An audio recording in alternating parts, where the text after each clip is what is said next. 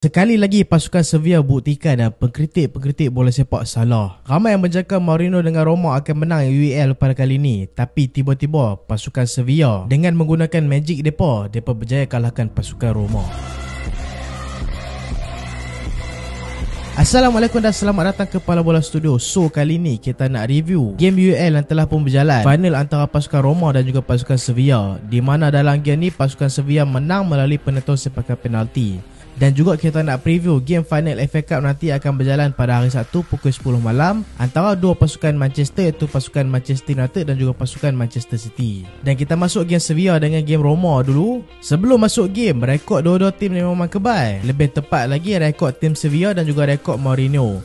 Rekod Sevilla sebelum masuk final ni, mereka masuk final Eropah semua mereka menang. Dan juga Mourinho dah masuk final Eropah 5 kali dalam karier dia dan dia menang kesemuanya. Dengan Porto dalam UCL dia menang. Dalam Europa League pun dia biasa menang dengan Manchester United. Dalam Conference League pun dia biasa menang dengan Roma season lepas. Dan game ni memang orang kata akan panas sebab salah satu rekod akan pecah. Dan satu fun fact tim Mourinho waktu dekat final, mereka ni tak pernah bolos tau. Dah 20 tahun dah sejak pertama kali Mourinho masuk final dekat Eropah sampai ke musim lepas, bila main final je depa ni takkan pernah bolos. So itulah mungkin lepas depa lead 1-0 tu depa memang percaya gila depa main bertahan. Tapi dalam game ni buat pertama kali pasukan Mourinho ni bolos dekat final.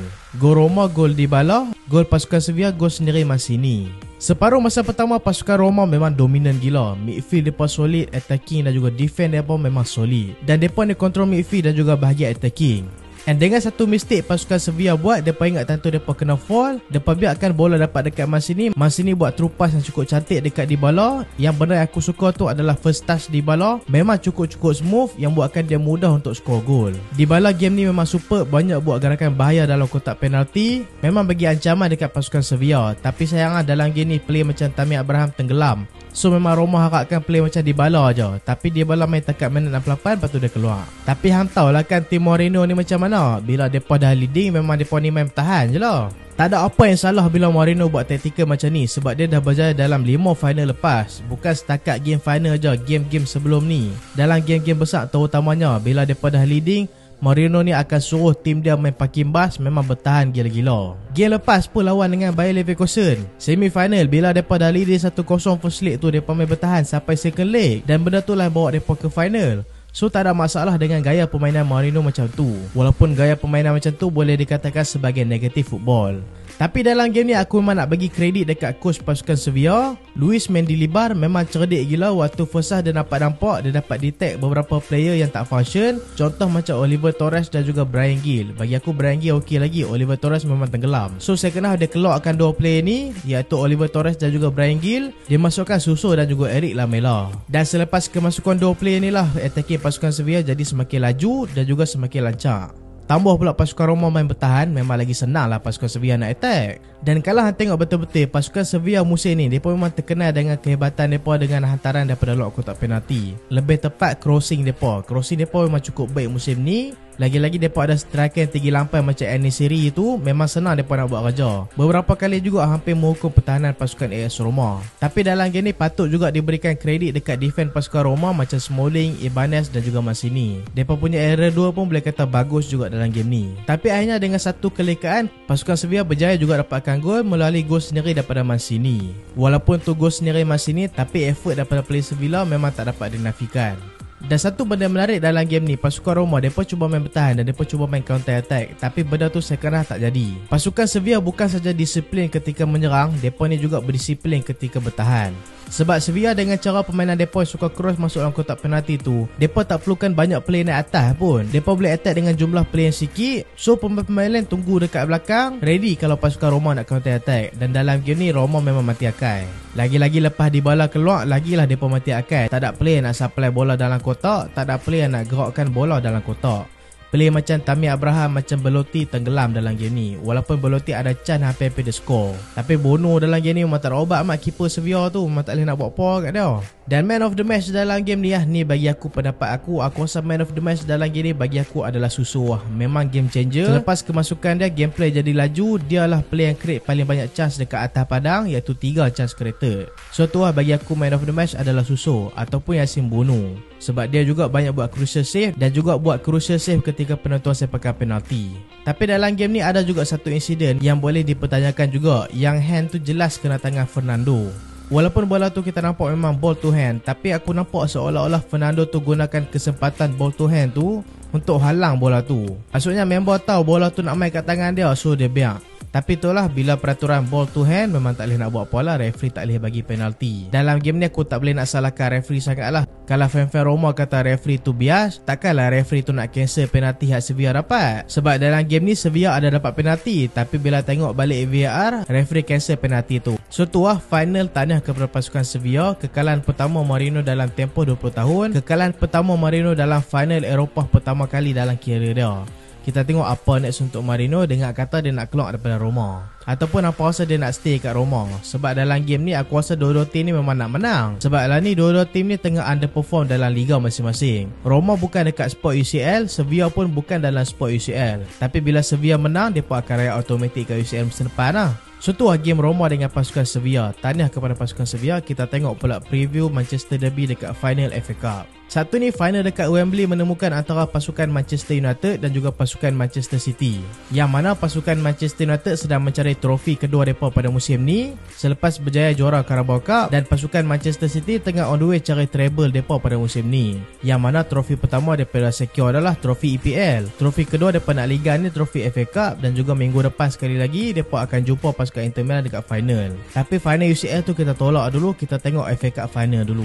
Atas kertas Manchester City memang kuat lah. Bukan atas kertas lah, atas kayu, atas mic, atas kepala aku, Manchester City memang kuat. Sebab hang bayangkanlah, tim Manchester City musim ni adalah tim yang paling komplit Guardiola pernah buat untuk Manchester City. Aku tak kata tim terkomplit Guardiola pernah buat sebab bagi aku tim terkomplit Guardiola pernah buat adalah tim Barcelona dululah, yang menang set staple tu. Tapi bagi aku kalau nak senaraikan antara tim terbaik yang pernah Guardiola buat, bagi aku tim Manchester City pada musim ni. Nak berhadapan pula dengan tim Manchester United yang baru musim transition, musim pertama Erik ten Hag bersama Manchester United. So memang kalau nak compare dua-dua tim ni memang macam langit dengan bumi. Tapi fan MU nak abad apa, jangan putus asa, relax. Dan fan MC pun jangan overconfident sangat, sebab final ni 50-50. Masing-masing pun ada chance juga. Kita tengok rekod pertemuan dua tim ni pada musim ni. Dua-dua tim ni telah berjumpa sama sendiri, iaitu 2 kali pada musim ni, iaitu dalam EPL je mereka jumpa. Dalam tournament lain mereka tak pernah jumpa lagi. Dalam musim ni mereka jumpa 2 kali, MC menang sekali, MU menang sekali. MC menang 6-3 dekat Etihad, Manchester United menang 2-1 dekat Old Trafford. Dan kalau kita tengok perjalanan ke final FA Cup ni, kita tengok perjalanan pasukan Manchester City lagi susah, sebab mereka kena berhadapan dengan pasukan seperti Chelsea,